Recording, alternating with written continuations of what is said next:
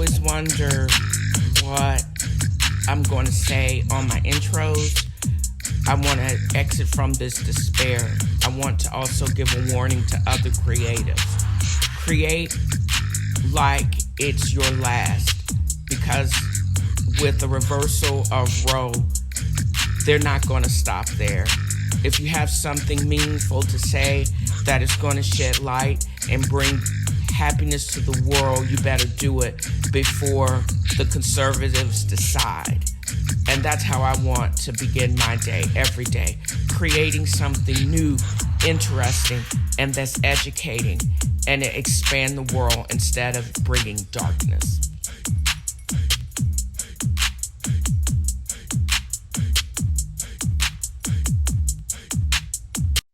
So, what is going on with the Dallas Cowboys? So, I had the pleasure of watching part of the game this past Thanksgiving. I made a special effort to be in my house.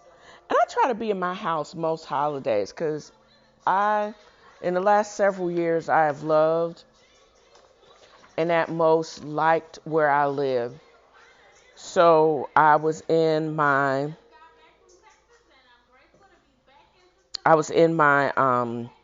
pajamas, and my Grinch, the stole Christmas pajamas, lay inside my little Millie Mouth dog Ethel, and we were just kicking it.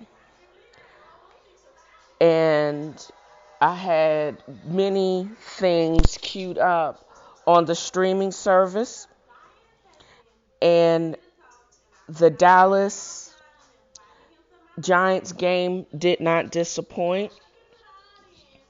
We only had them by 8, and I think the spread was like 3 to 10 points. But 8 points is not bad, but they should not have scored.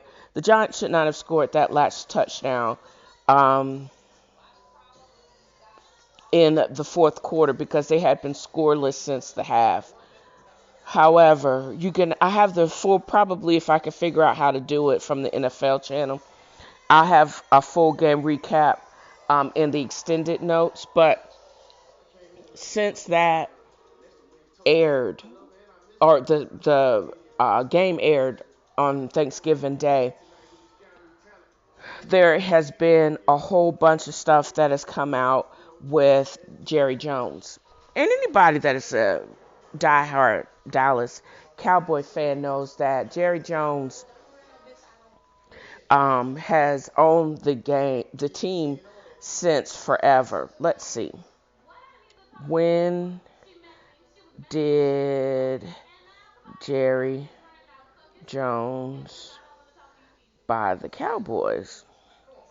Because I have a feeling, I know he's old as hell, but I don't think he's old.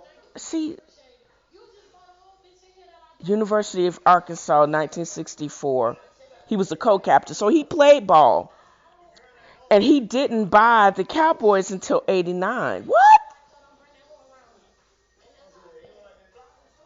H.R. Bum Bright. I had no idea. He bought them February 25th, 1989. And he says as of May of this year, he'll never sell. Because he could get $10 billion. I know he paid a cool bill, bands for that stadium, but that's neither here nor there. What has come out since then is his participation. They call it the protest, but it's a riot. The Little Rock, Arkansas riot in the 50s, where they protested people that looked like me integrating the schools in Arkansas back in the 50s. They got a picture of him up there, cool as day, very young, very impressionable, wilding in the 50s. And when I saw Stephen, what's his name?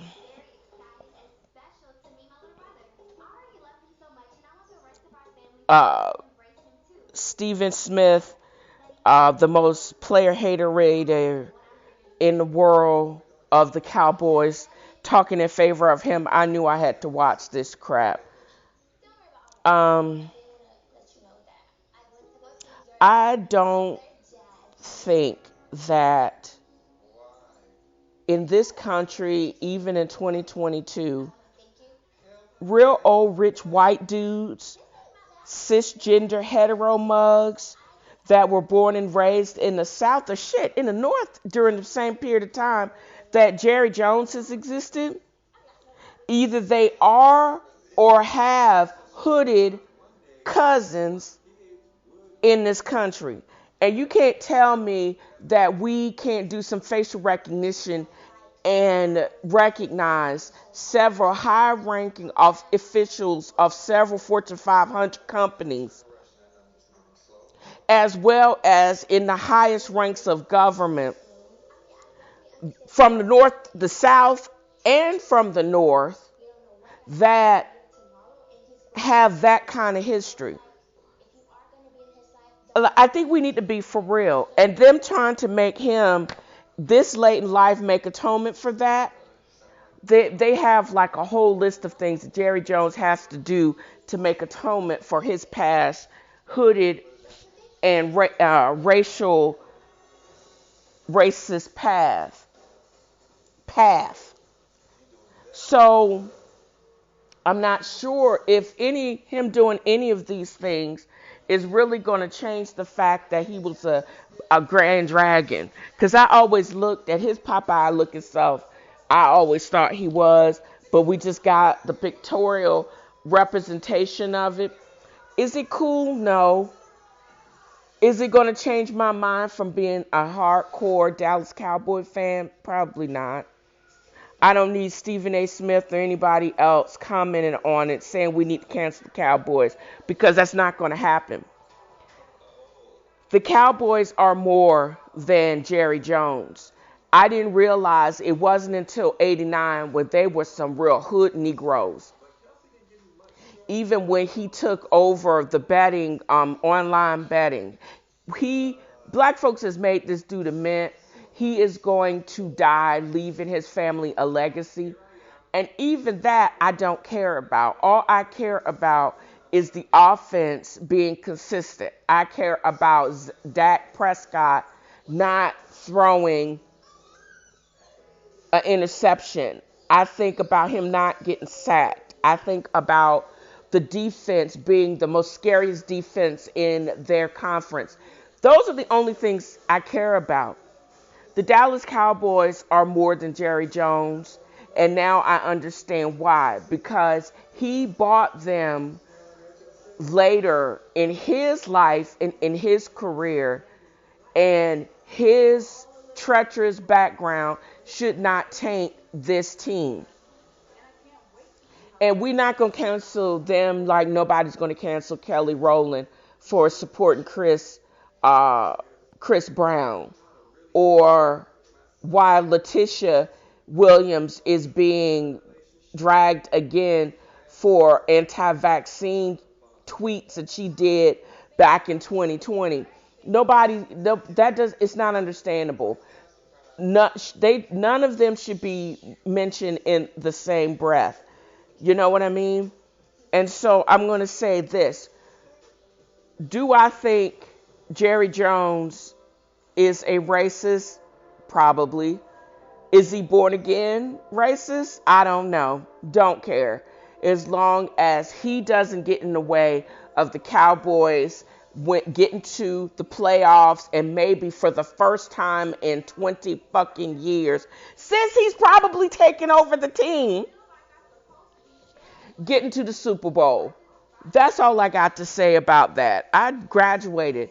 The last time the Dallas Cowboys probably went to the Super Bowl is when I graduated from high school. They need to go back sometime in the next several years to put all the hateration and holleration to bed, because that's my team.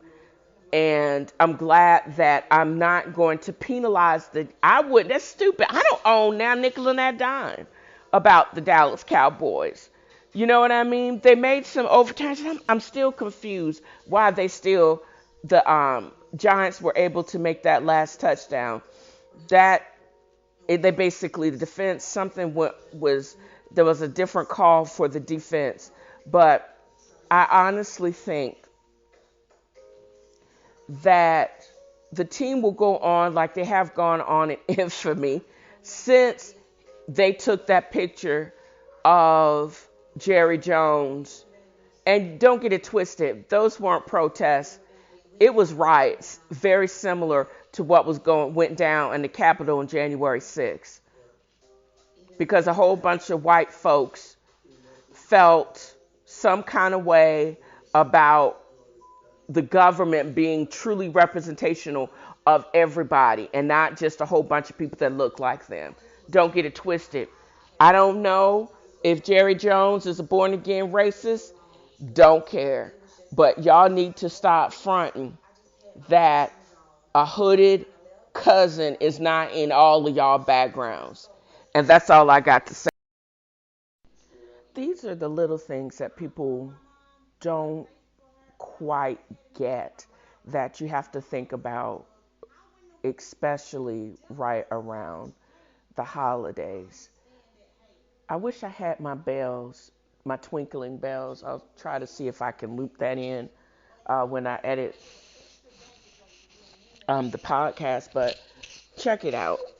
There is a, a bit of give and take in anything or in any situation, especially around the holidays. As a single person, I didn't even think of this. For example, where do people, or how do you decide where to even spend the holidays? It's a point of contention. I remember growing up, and it was just always, it was just, to me, it was a no-brainer. We would go and spend it with my parents, my mother's side of the family. We never questioned it. And it was also weird that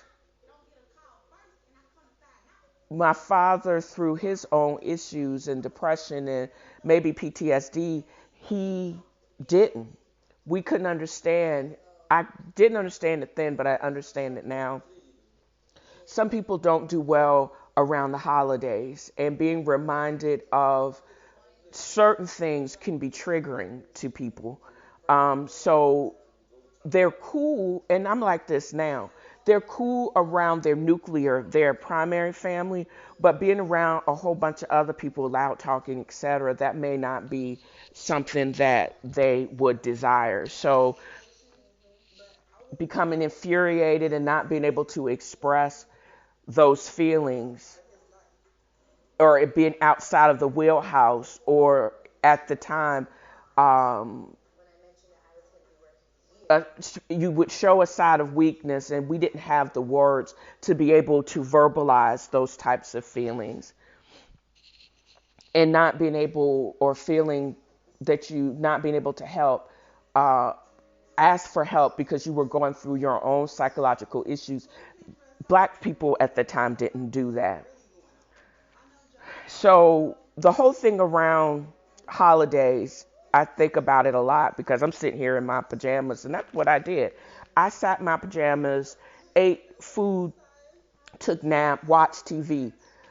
Some people, that sounds so good, and some people that sounds so not good. Having the added stress of deciding where you're going to go and who you're going to spend it with as a couple is something too. I was reading the field notes in the vow section of the New York Times, Sunday New York Times today, and the unjolly time of trying to split time between families and to join up traditions is a consideration. And you may need to have those discussions, a serious discussion, as early as possible. If you are in a new relationship, right at the beginning of the holidays. If it's going to become a factor, you need to basically talk about it. They started the sales for Black Friday sales early. Why can't you start talking about what the plans are, if any, during the holidays? And then being honest with yourself. Is it triggering to you to be around big groups of people that you hardly know? Um, what is the importance? Is the importance of familial traditions uh, that give the guise of togetherness, but you never feel like y'all are together, is a thing, and not being triggered, not really being all with the fakeness. Um, Family is family above all, but if it's too triggering or you find it too triggering, you have to be honest with yourself, because the time for fakeness and fake holidays is something that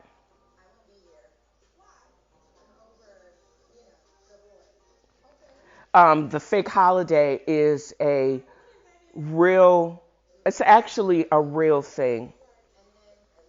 And even the gods of relationships, being able to sort through the fakeness. If you can't have the real conversations to something as simple as where you're going to spend the holidays,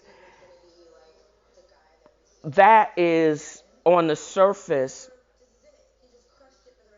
the guise of being mending together, is something so real and fundamental to any relationship, meaning being truthful and transparent.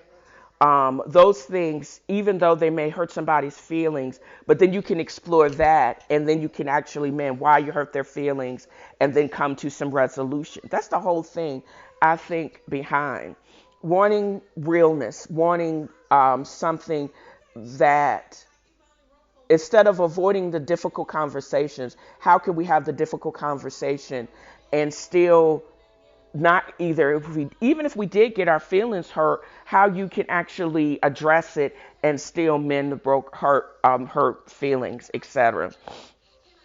And that's what the surviving over 40 in newness, and not being scared about new relationships and relationships in general, because you can actually know that you're going to be able to talk through or get through most things, and it will bring you together stronger. That's the whole, I think. I am winding up this episode in a completely different state of mind. I'm hopeful. Um, this, it seems like the past 4 days have just blown by in a whirlwind of lack of activity. This is, I spent, this is the second year that I have spent Thanksgiving in my home in Tennessee. And I'm just, and I believe I've spent a great amount of time just being reflective. I'm grateful that I live here. I'm looking outside now, and I need to go and pick these last bits of a very brisk growing season. Um, a lot has changed for me and my family this year, with the untimely death of my father and my sister's diagnoses. I'm literally at all um, and just happy and inspired of my time on this earth, and what can I do to, I don't know, what can I do to inspire others to be creative while I'm creating, entertaining. All I have from a talent standpoint is quick learner and dutifully perform my duties, my employed duties. That's the other thing. This is the gratitude list. I'm grateful for having a job that they taught me what to do, and then they let me do it, and I get paid on time doing it. That's in a nutshell. I'm grateful that I am safe where I live. I have a beautiful home, and I'm able to do maintenance on it. Next thing, I'm going to have to send an email or a request to get the leaves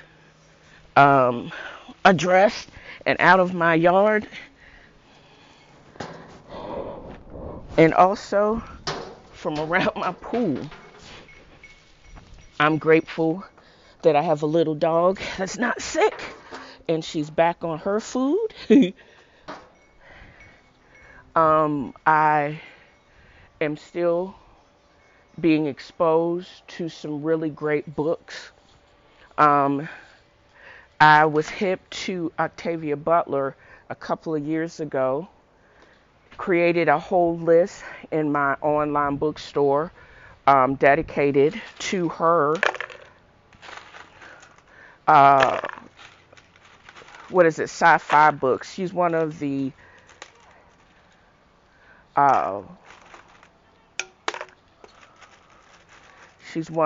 few, if any, fantasy,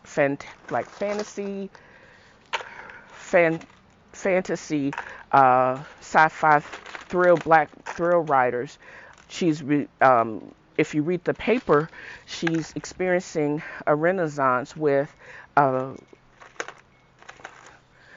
limited series that's in production now, and I think it's supposed to drop December or January of 2023, that I'm excited about.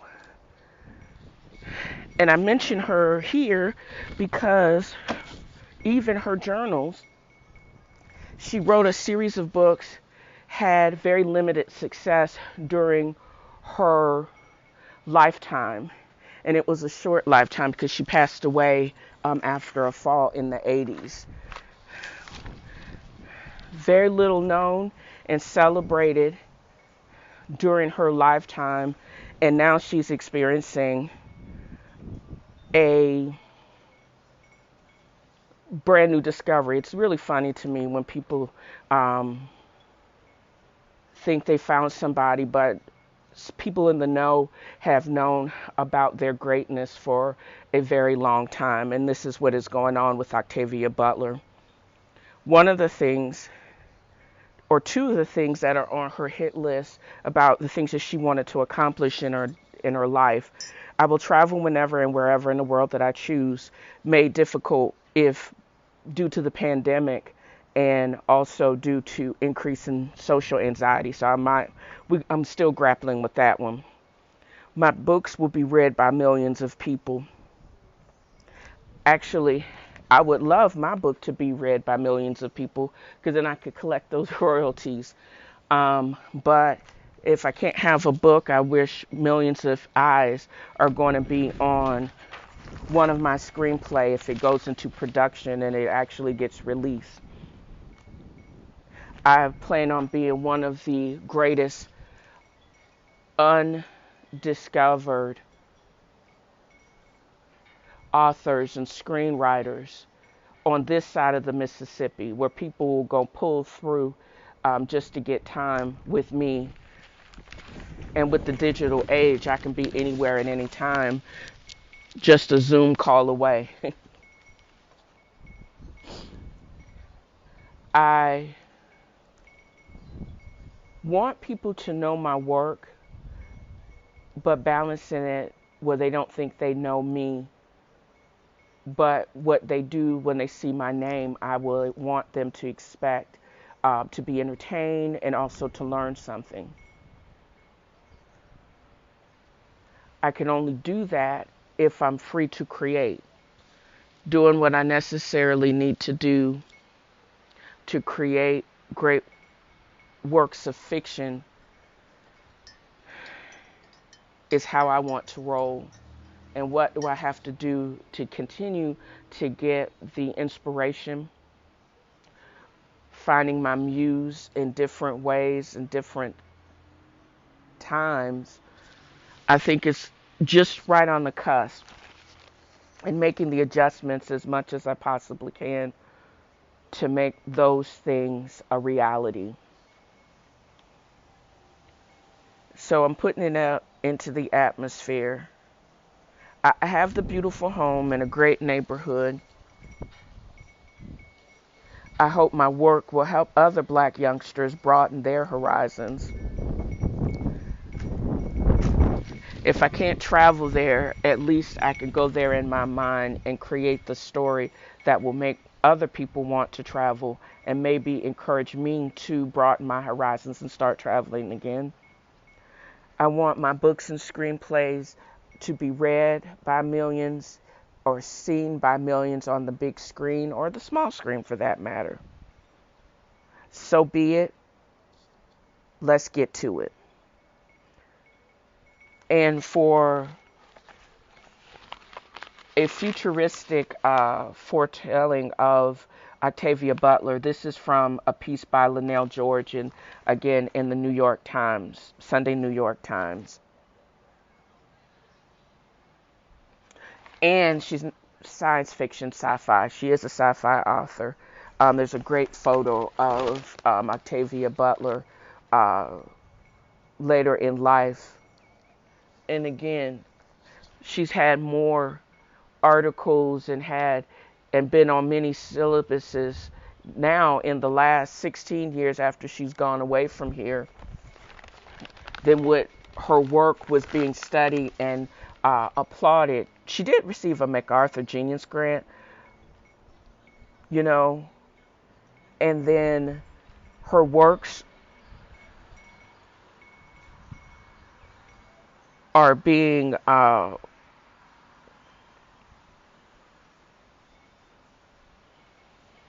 works have or her posthumously or after she passed away, all of her works are being housed at the Huntington Library in San Marino, California. And it's like her works were a foretelling of what was to come in the future, a couple of decades after her death. By people bringing back her works, it's just wild to me that she continues to live on. This is like she a reincarnation of what her works are after her death. And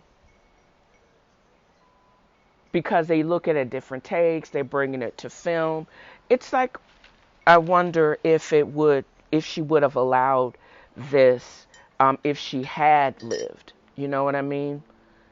Or would she have orchestrated this in a completely different route? I just want to live to see the success of her work, or my work, let me see, of my work while I'm living it, and I can actually have some say in how it's perceived or it's released to the masses. I think any type of creation can be left into interpretation, but you should still retain a right to guide the recreation or the retelling in your own words and at your own pace, as long as it's not cost prohibitive. You know what I mean? So what I've actually taken away from my reflections from this past Thanksgiving is having the fortitude and the space to create, and to, again, continue to drive my own narrative. And if I want it to be positive and to make a positive impact, I have to be positive. I have to be equipped to be able to drive that narrative. Because if you leave it up to others, people will trip out and it'll go left right quick.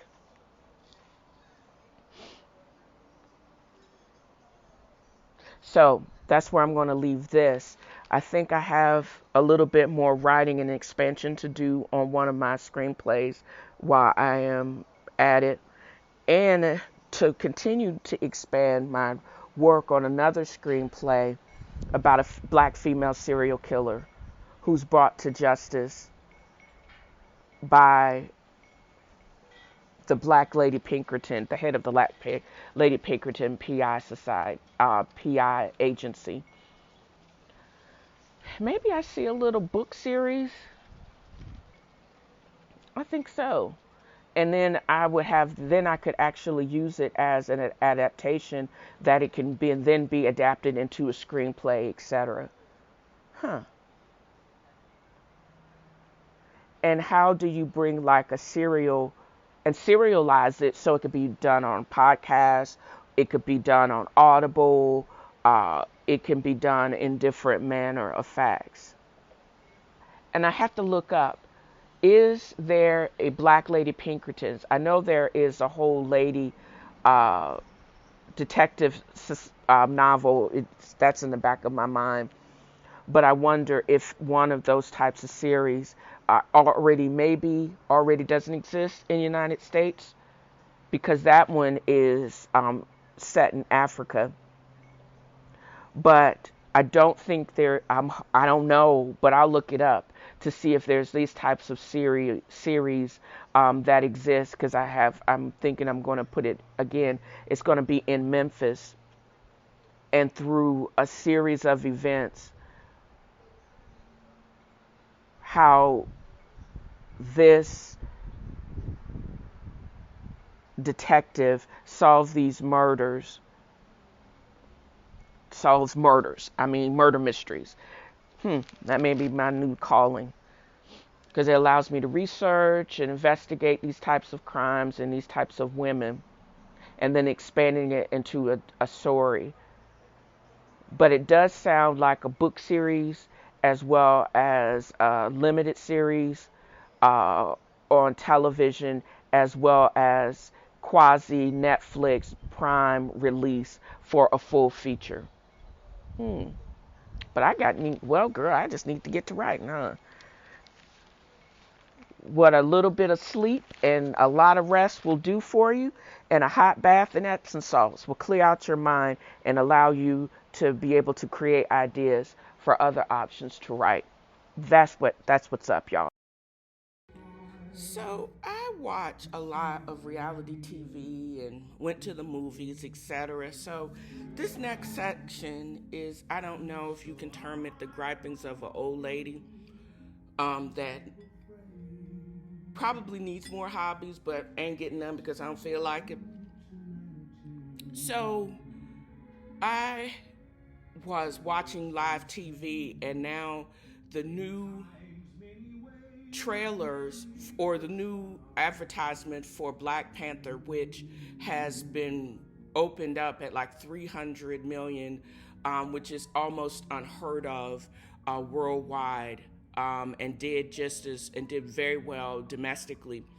And even in spite of it not being allowed to be played in places like China and Russia, but in spite of that, a lot of people have gone to see it, including myself, and I've been trying to not have any spoilers, but they basically revealed a couple of things I noticed. They revealed who I suspected was going to be the new Black Panther. It's Shuri. Sorry, y'all. And also who was not included in Wakanda Forever. This was the black general, female general, he rode the rhinoceroses, I think. He wasn't in there, but the head of the people that rule the vegan gorilla people, who I absolutely adore. He's awesome. Killshot was actually in, Michael B. Jordan was also in this. Killshot was actually in this this movie. He appeared to because the elders are supposed to come when the heart-shaped herb or flower is ingested. The only one that showed up was Killshot, and it was good that he showed up because even though he tried to take the throne by force, and T'Challa ended up killing him, he basically says, in order to be a leader, sometimes you got to be ruthless and do what you have to do, even though it's against. You can't. Sometimes you want to walk that fine line, and that's what T'Challa did very well. But sometimes you really have to go to the dark side, and that's what Shuri needed to embrace in order to attempt to repel the fish people, I call them. That whole sequence with her fighting that king of the underwater world, it was brutal. And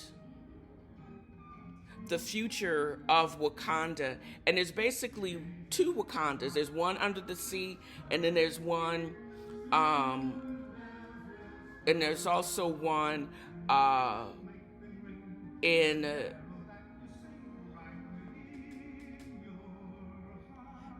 there was one in Africa. I also like how they interwove the mistreatment of the Native people and slavery, and how all the two backgrounds of those races were greatly affected by colonization. It basically, the white colonizers don't get a break, and they don't look well. So to me, this the people of that ruled vibranium, because vibranium does rule two different worlds, and the colonizers want to get access to it, but we know that that would be definitely a mistake. And also being amendable to having to change course, because sometimes you gotta adjust. It also, the fascination with the greatness of our world and how much of it is still unexplored, and how we'll destroy things in our attempt to protect ourselves at the demise of others, but we can't live that way. There was a lot of truth I think they dealt with very effectively, and themes that they dealt with effectively in Wakanda Forever. I think it was beautifully shot. I love the costuming.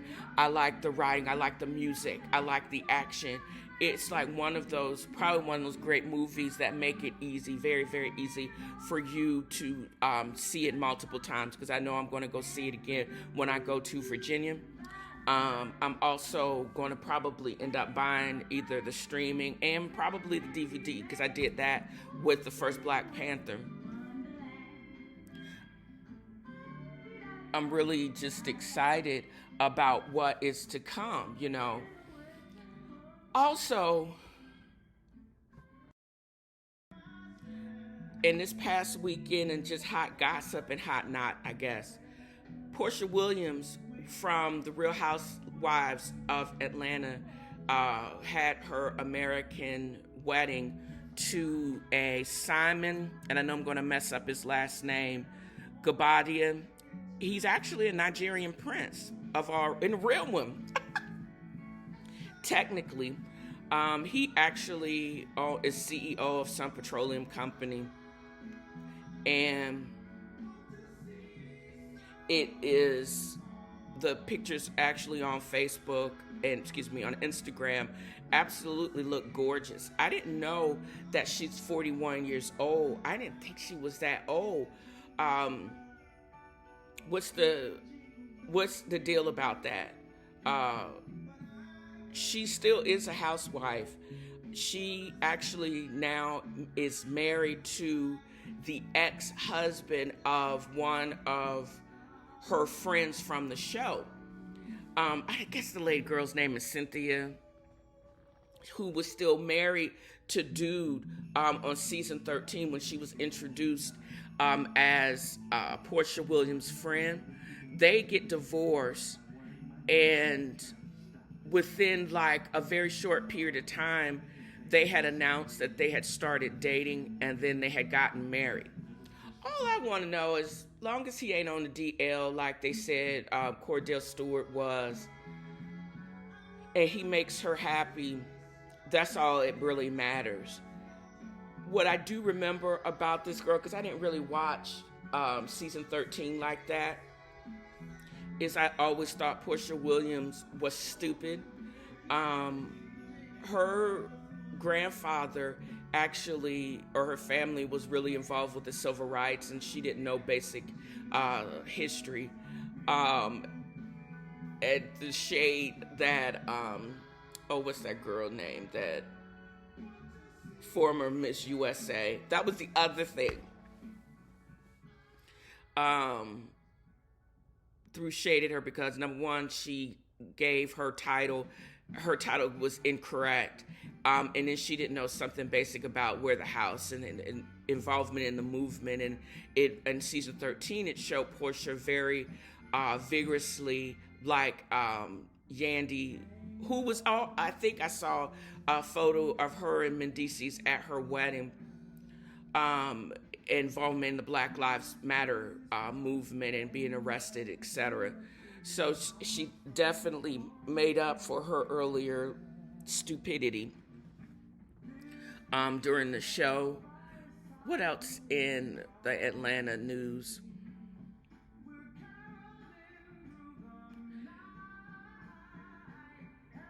I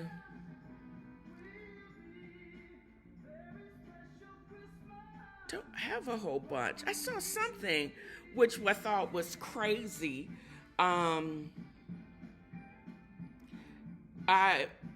It's like real life is more interesting. Like off the cameras can sometimes be very interesting in these hip hop series, in these reality TV series. And one of the things that I had saw was this is not even new. The rumors about Rashida Faust, marrying Kurt when she was like 17. She was actually a teenager, it looks like, when she got married to him. And I didn't know he is 13 years older than she is. That's why it looks like, why he looks so much harder than her, because Rashida is absolutely gorgeous. He have those older kids. It's because he had 3 full kids, or 3-4 baby mamas, even before he got with Rashida, who was and still looks like a baby-faced teenager. I don't know if it's Botox or just the melanin protecting her skin, but she is an absolutely beautiful black woman. The past season of Love and Hip Hop Atlanta, it's them working through, again, not just a rumor of infidelities, but again, multiple infidelities, and now he had a whole baby on her. They broke up for a while. They got back together, but they were still living in separate rooms or separate parts of their humongous house. And they seem to be on better footing, but I don't think they are all the way back to where they once was, because when all of this broke, COVID hit, and then they had to readjust their businesses, and then go into lockdown, and still learning how to co-parent when they really weren't together, and how they integrate the little what's his name? Not Carter, because that's her son. Kurt's extracurricular son with his cute self, a little bit demonic, and he seems like a bit of a baby kid, but how they incorporate it and they do it and with dignity and with grace. Because I know sometimes behind the scenes, I wonder, I don't think they have the cameras rolling 24/7, because some of the conversations I would have loved to have heard. I remember one time when Rashida was going off on her father tripping. So that's another thing. And I'm just going to make mention of the BMF documentary is also dropped on Stars, which I've been viewing through Prime Video. A lot of people from hip hop and on this show feature heavily in that documentary and the real life tale of the Black Mafia family, like Blue Da Vinci, Jeezy. I could have swore I saw Mimi in that, maybe Stevie J. It was like all of them partied with this huge black drug gang. So, and it's actually, I think this is the 6th episode that I watched and rewatched, because I was like tripped out about how they lived big. I didn't know that Big Meech Finnery had caught a double murder charge, and he basically walked the millions and billions of dollars that this group sold in drugs, and they basically called blowing money fast, because they were burning it up. I mean, the bottles and bottles, like refrigerators full of Cristal, rooms comped in Cabo, to celebrate and turn up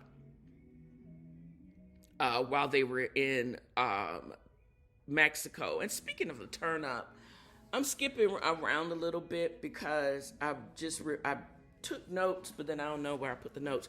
But anyways, I watch also, with my reality TV game, I also watch Real Housewives of Potomac. And the group was down in Miami.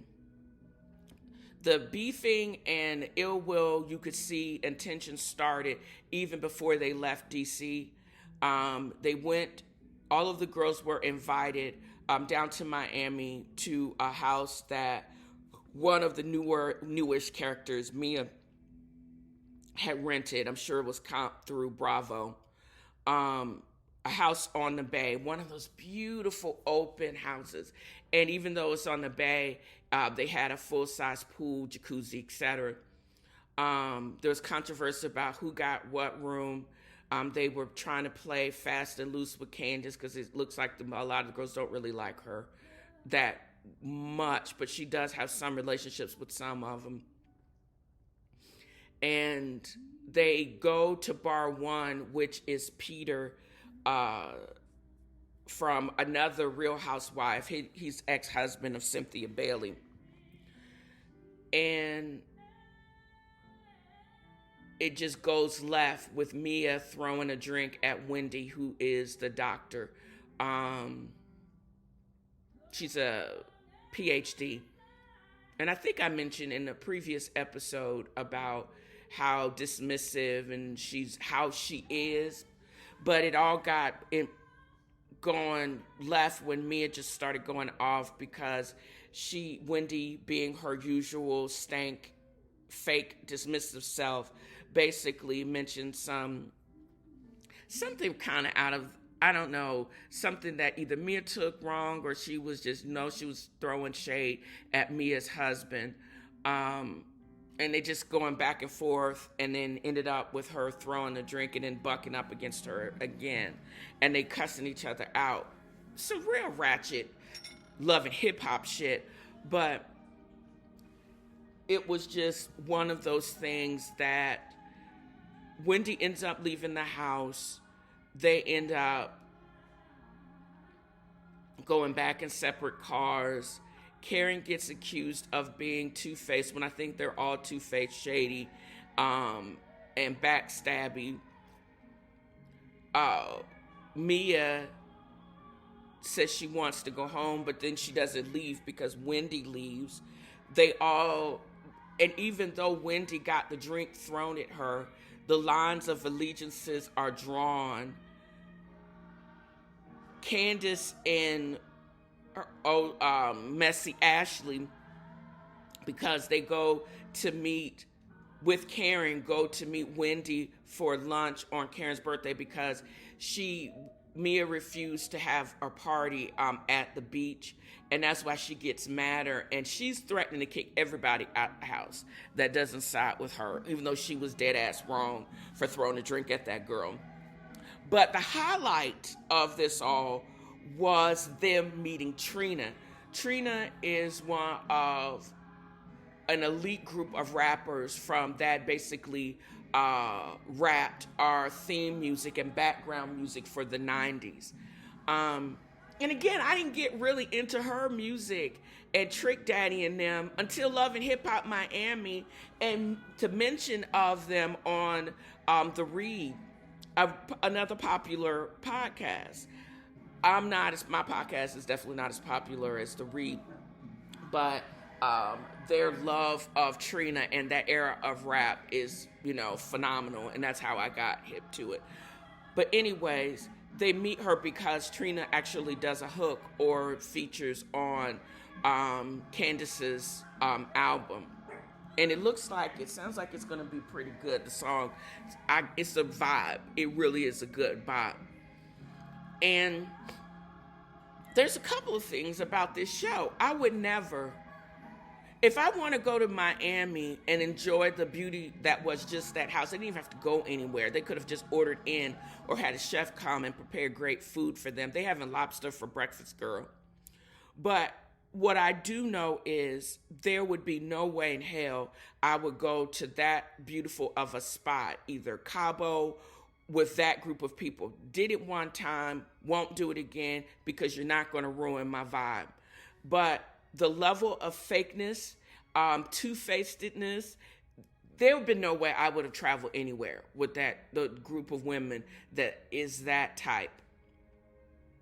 That, that could be standing over your bed, cussing you out in one fell swoop and throwing shit, trying to bop you in the head.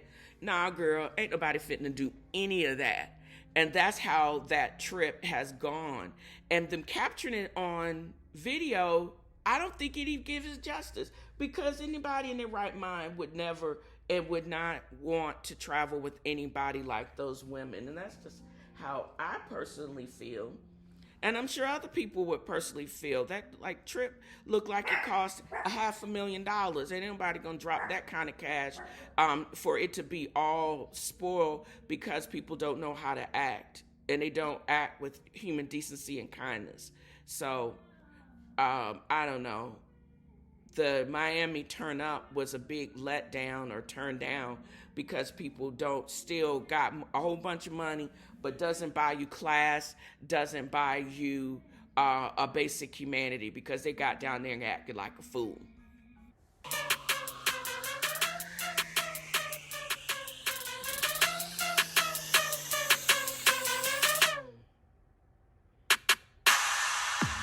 So that's how we're going to end this episode. And I'm going to end it with a positive word.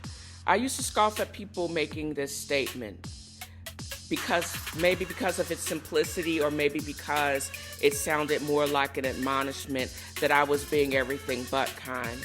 But then when I started investigating it for myself, that's when I realized that I was confusing politeness with kindness. Politeness is a fake, superficial manner in which there's no required investment, no self-reflection. But being kind is an adjective. It is an action. If you're kind to yourself first, it's like exercise memory.